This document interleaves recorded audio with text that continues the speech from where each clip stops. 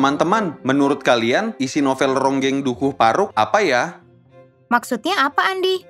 Ya, apa saja tema, tokoh, alur, dan unsur intrinsik lainnya yang terdapat dalam novel ini. Oh, kalau begitu, kita harus menganalisisnya, bukan begitu, Ida? Iya, Janet. Oh iya, teman-teman, saya menemukan banyak kata dari bahasa Jawa. Apakah diperbolehkan ya dalam sebuah novel? Menurut saya, sah-sah saja sih, Harry. Novel karya sastra mengangkat kehidupan tokoh sehari-hari. Karena latarnya di Jawa Tengah, masyarakat sehari-hari pasti menggunakan bahasa daerah dan istilah-istilah dalam bahasa Jawa. Untungnya novel ini tidak menggunakan bahasa Jawa. Pasti saya tidak tahu artinya, hehehe. Nah, setelah menganalisis novel ini, kita analisis juga kaidah kebahasaan novel ya teman-teman. Apakah kalian mengetahui cara menganalisis novel? Apa saja kaidah kebahasaan novel? Mari kita simak pembahasan berikut. Menganalisis isi novel adalah kegiatan menelaah isi novel berdasarkan unsur pembangun novel tersebut, yaitu unsur intrinsik dan unsur ekstrinsiknya. Unsur intrinsik adalah unsur yang membangun novel dari dalam. Unsur ekstrinsik adalah unsur yang membangun novel dari luar. Unsur-unsur yang dianalisis adalah unsur yang menonjol atau paling menarik dari isi novel tersebut. Dengan kata lain, tidak semua unsur dianalisis. Sebelum menganalisis isi novel berdasarkan unsur intrinsiknya, ada baiknya kita memahami unsur-unsur intrinsik novel tersebut. Unsur-unsur intrinsik novel adalah sebagai berikut. Pertama, tokoh dan penokohan. Tokoh adalah para pelaku yang terdapat dalam cerita. Jenis-jenis tokoh menurut Nurgiantoro adalah sebagai berikut. Berdasarkan peranan atau tingkat pentingnya, tokoh dalam cerita terbagi menjadi dua, yaitu tokoh utama dan tokoh tambahan. Tokoh utama adalah tokoh sentral atau tokoh yang sangat penting perannya dalam fiksi. Tokoh tambahan adalah tokoh bawah atau tokoh yang tidak selalu diceritakan, tetapi memiliki hubungan dengan tokoh utama. Berdasarkan peran tokoh dalam pengembangan plot, tokoh dapat dibagi menjadi dua, yaitu tokoh protagonis dan tokoh antagonis. Tokoh protagonis adalah tokoh yang disukai pembaca karena sifat-sifatnya, biasanya baik dan penyelamat. Sedangkan tokoh antagonis adalah tokoh yang tidak disukai pembaca karena sifat-sifatnya, biasanya jahat atau pengecut. Penokohan adalah teknik atau cara-cara tokoh ditampilkan atau dicitrakan dalam fiksi. Para ahli menunjukkan ada dua cara atau mencitrakan tokoh, yakni cara analitik dan cara dramatik.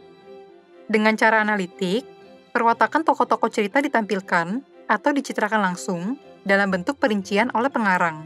Sedangkan, dengan cara dramatik, perwatakan tokoh-tokoh cerita dicitrakan melalui dialog antar tokoh, pikiran, perasaan, lukisan fisik, perbuatan, dan komentar, atau penilaian tokoh lain dalam fiksi. Kedua, alur atau plot. Alur adalah rangkaian peristiwa yang disusun berdasarkan hubungan kausalitas. Dalam alur, terkandung hal-hal sebagai berikut. Pengenalan situasi, yaitu keadaan yang dilukiskan pengarang di awal cerita. Peristiwa, yaitu peralihan dari satu situasi kepada situasi yang lain. Baik peristiwa fungsional atau penentu bagi perkembangan alur, kaitan atau satu peristiwa yang dikaitkan dengan peristiwa yang lain agar masuk akal, dan acuan, yaitu peristiwa yang diacu melalui tokoh. Konflik, yaitu peristiwa yang memunculkan kejadian-kejadian yang sangat penting yang disebabkan oleh adanya interaksi antar tokoh, tokoh dengan masyarakat, tokoh dengan dirinya sendiri, dalam dua atau lebih masalah yang bertentangan. Klimaks, yaitu konflik yang mencapai tahap pemuncak dan tak terhindarkan. Orientasi-orientasi tokoh yang sudah berakhir akan dihadapkan pada puncak masalah. Secara garis besar, alur dibagi menjadi 3 bagian, yaitu awal, tengah, dan akhir. Kaidah alur adalah sebagai berikut ini. Plausibility atau kemasuk-akalan. Kemasuk-akalan dalam alur sangat erat kaitannya dengan jalan cerita yang dapat diterima oleh cara berpikir pembaca. Surprise atau kejutan. Kejutan dalam alur merujuk pada peristiwa-peristiwa yang dialami tokoh dengan penuh ketidakpastian. Kejutan ini mampu menyentuh perasaan dan pikiran, sehingga pembaca tergelitik, terdorong, atau termotivasi untuk terus membaca. Suspense atau misteri. Misteri berupa kejadian konflik yang mampu menyihir pembaca untuk terus mendorongnya membaca. Unity atau keutuhan. Keutuhan dalam alur sangat erat kaitannya dengan ciri peristiwa, yakni fungsional, kaitan, dan acuan yang mengandung konflik. Unsur intrinsik ketiga adalah latar atau setting, adalah gambaran yang digunakan untuk menempatkan peristiwa dalam suatu penceritaan fiksi. Latar peristiwa dibagi menjadi 3, yaitu latar tempat, berkaitan dengan kondisi geografis, acuannya dapat berupa tempat keramaian, pusat perkotaan, pusat perdesaan, sekolah, rumah, dan sebagainya. Latar waktu, berkaitan dengan kondisi abad dasawarsa, abad, tahun, bulan, hari, jam, zaman, dan historis. Latar sosial, berkaitan dengan kondisi tokoh atau masyarakat yang digambarkan dalam cerita. Acuannya dapat berupa lapisan dalam masyarakat, budaya masyarakat, seni pada masa tertentu, cara berpikir masyarakat pada waktu tertentu, dan kehidupan beragama. Unsur keempat, sudut pandang atau point of view. Sudut pandang memasalahkan siapa yang bercerita. Pencerita akan menempatkan tokoh melalui berbagai cara atau pandangan dalam menampilkan tokoh, laku, latar, dan peristiwa untuk menata cerita fiksi kepada pembaca. Jenis-jenis sudut pandang adalah sebagai berikut. Sudut pandang orang pertama. Cerita yang penyampaiannya dilakukan oleh seorang tokoh, aku atau saya secara langsung, atau yang ada dalam cerita. Jika tokoh tersebut adalah tokoh utama, disebut dengan sudut pandang orang pertama. Cerita sudut pandangnya adalah tokoh utama atau protagonis. Jika tokoh tersebut bukan tokoh utama, sudut pandangnya adalah orang pertama pengamat. Sudut pandang orang kedua, cerita yang penyampaiannya tidak dilakukan oleh seorang tokoh yang ada dalam cerita, tetapi oleh penulis yang berada di luar cerita, seperti dia atau ia. Jika pencerita menyampaikan pikiran tokoh, sudut pandangnya adalah orang ketiga yang mengetahui banyak hal atau serba tahu.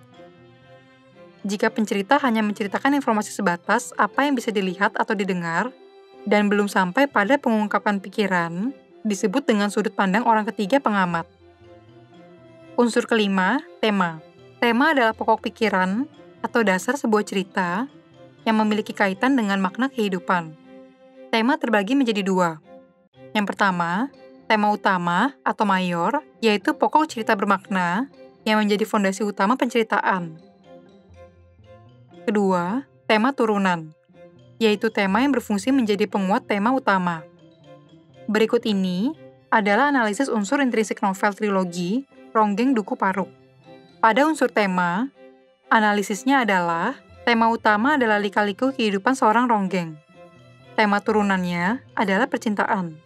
Dalam novel Ronggeng Duku Paruk ini, temanya berhubungan erat dengan Serintil sebagai tokoh utama. Serintillah yang ditugasi pengarang untuk menyampaikan temanya. Contohnya adalah sebagai petikan berikut ini. Serintil adalah seorang gadis berusia 11 tahun. Pada usianya yang masih sangat muda, ia sangat hafal lagu-lagu yang biasanya dibawakan oleh seorang ronggeng tanpa pernah mempelajarinya. Serintil juga mampu menari dan melenggang-lenggokkan badannya seperti seorang ronggeng sungguhan. Selanjutnya, pada unsur tokoh dan penokohan, analisisnya adalah tokoh utamanya adalah Serintil. Tokoh tambahan adalah Rasus, Kartareja, Nyai Kartareja, Sakaria, Sakum, Doer, Waras, dan Bajus.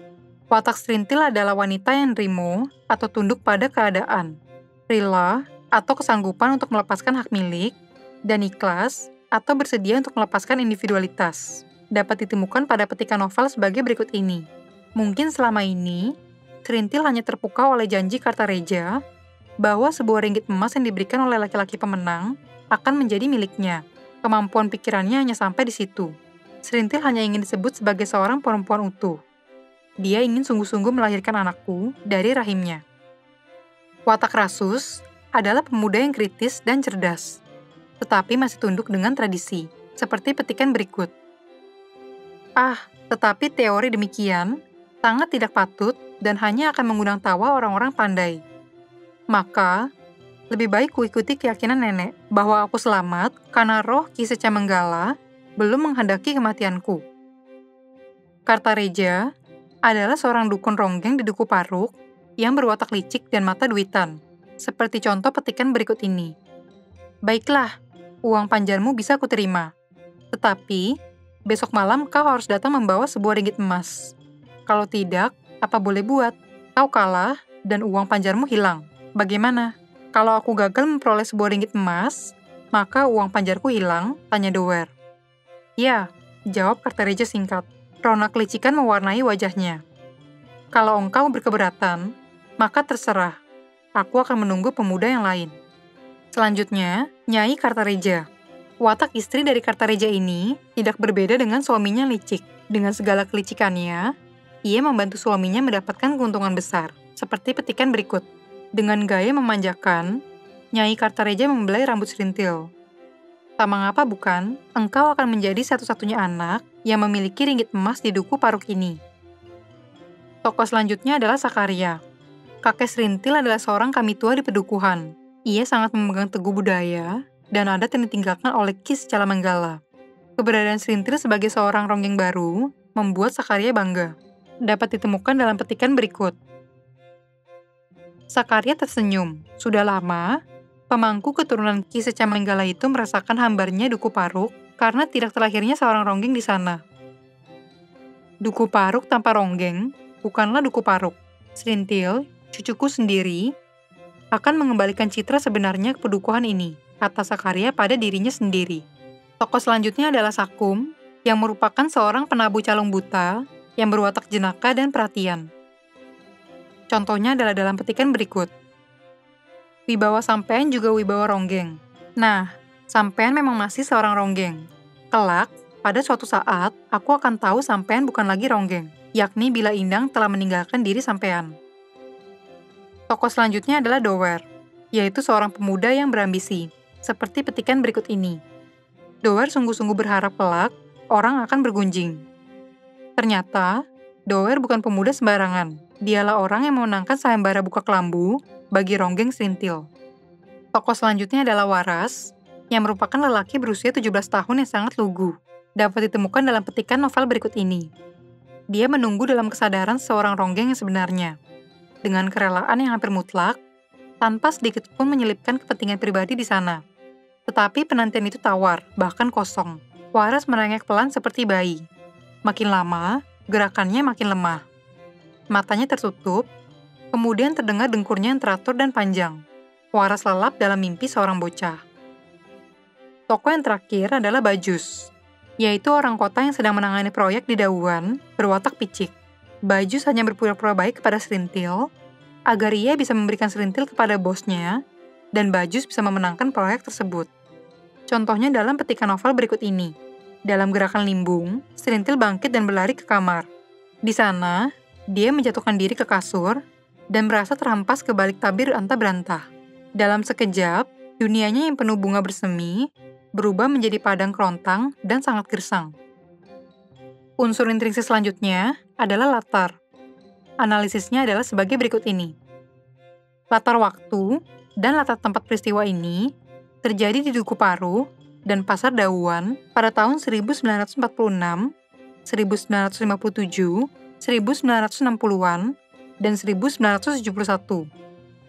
Latar sosialnya adalah kehidupan yang bodoh, miskin, dan terbelakang. Keterangan latar waktu dan latar tempat terdapat pada petikan novel berikut. Keterangan latar sosial terdapat pada petikan novel berikut. Gambaran tentang Duku Paruk dilengkapi oleh ucapan orang luar yang senang berkata, misalnya, jangan mengabadikan kemelaratan seperti orang Duku Paruk. Atau, hai anak-anak, pergilah mandi. Kalau tidak, nanti kupingmu mengalir nanah, kakimu kena kudis, seperti anak-anak Duku Paruk. Unsur selanjutnya adalah alur. Analisisnya adalah alur ceritanya campuran. Pada bagian pertama, catatan buat emak, alur ceritanya mundur atau flashback. Kemudian maju pada bagian yang lainnya. Alur yang terdapat dalam novel Ronggeng Duku Paruk adalah sebagai berikut ini. Terdapat penjelasan situasi, contohnya, Duku Paruk adalah suatu daerah yang kecil dan menciptakan kehidupannya tersendiri. Pusat kebatinan warga Duku Paruk adalah kuburan Ki Secamenggala yang terletak di punggung bukit di tengah Duku Paruk. Terdapat juga keterangan peristiwa-peristiwa seperti berikut ini. Terdapat peristiwa malapetaka Tempe Bongkrek yang terjadi sekitar tahun 1946 atau 11 tahun yang lalu membuat Duku Paruk gempar. Kemunculan Serintil sebagai seorang ronggeng baru membuat masyarakat Duku Paruk kembali ingat pada kejadian tersebut dan membuat hati Rasus, teman sepermainannya, menjadi gelisah. Rasus menyadari bahwa ia menemukan bayangan emak pada diri Serintil. Namun, semenjak Serintil dipuja oleh banyak orang, ia mulai menyadari bahwa Serintil bukanlah milik dirinya semata, melainkan milik semua warga Duku Paruk. Aku melihat tontonan itu tanpa perasaan apapun, kecuali kebencian dan kemarahan. Tak terasa, tanganku mengepal.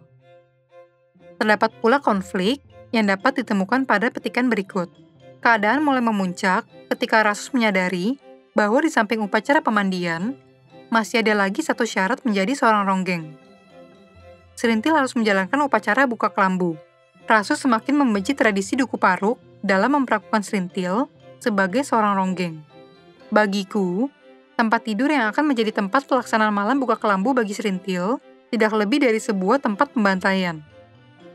Terdapat pula klimaks. Puncak cerita ini adalah terjadinya malam buka kelambu. Artinya, Serintil resmi menjadi seorang ronggeng baru. Dapat ditemukan dalam petikan novel berikut ini. Aku benci. Lebih baik kuberikan padamu. Di sini bukan pekuburan. Kita takkan kena kutuk. Unsur selanjutnya adalah sudut pandang. Analisisnya, sudut pandang ronggeng Duku Paruk adalah orang pertama pengamat. Rasus merupakan tokoh pembantu menggunakan kata ganti aku yang menceritakan tokoh utama, yaitu Serintil. Contohnya, masih merangkulku kuat-kuat, Serintil mengisak. Kubiarkan dia karena aku pun tahu apa yang harus kuperbuat. Kurasakan tubuh Serintil hangat dan gemetar. Selanjutnya, kita akan menganalisis unsur kebahasan novel. Kaidah kebahasan yang pertama adalah adanya kalimat langsung. Kalimat ini ditandai dengan tanda petik ganda dan kata kerja yang menunjukkan tuturan langsung. Contoh pada teksnya, cari sebatang cungkil, kata Rasus kepada dua temannya. Tanpa cungkil, mustahil kita dapat mencabut singkong sialan ini. Percuma, hanya sebatas linggis dapat menembus tanah sekeras ini, ujar Warta. Kedua, terdapat kata sifat. Kata ini digunakan untuk menggambarkan tokoh, tempat, atau suasana. Contoh pada teksnya, sawah berubah menjadi padang kering berwarna kelabu. Biji dadap yang telah tua menggunakan kulit polongnya untuk terbang sebagai baling-baling. Dipetiknya beberapa lembar daun bacang yang lebar. Pikir Rasus, dengan daun itu, mahkota di kepala Serintil akan bertambah manis. Ketiga, adanya ungkapan, yaitu kelompok kata yang memiliki makna kias. Contohnya, seorang gadis kencur seperti Serintil telah mampu menirukan dengan baiknya gaya seorang ronggeng. Gadis kencur di sini berarti anak perempuan yang baru menginjak usia dewasa. Kaidah kebahasan yang terakhir adalah majas, yaitu kalimat yang memiliki efek makna tertentu sebagai hasil perbandingan atau menyamakan sesuatu dengan sesuatu yang lainnya. Contoh pada teksnya adalah, tanpa sekalipun mengepak sayap, mereka mengapung berjam-jam lamanya. Suaranya melengking seperti keluhan panjang. Kedua unggas itu telah melayang beratus-ratus kilometer mencari genangan air. Majas yang digunakan di sini adalah hiperbola, yaitu gaya bahasa yang mengandung suatu pernyataan yang berlebihan. Contoh lainnya pada teks adalah, dia terbang bagai batu lepas dari katapel sambil menjerit sejadi-jadinya. Majas yang digunakan adalah asosiasi, yaitu gaya bahasa yang membandingkan dua hal berbeda, sehingga penyampaiannya menjadi lebih menarik, namun dianggap sama.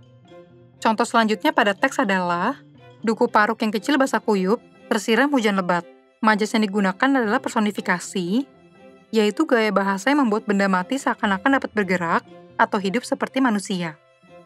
Jadi, pada pembahasan kali ini, kita telah mempelajari unsur-unsur intrinsik novel yang terdiri dari tokoh dan penokohan, alur, latar, sudut pandang, dan tema, serta kaidah kebahasan novel yang terdiri dari kalimat langsung, kata sifat, ungkapan, dan majas.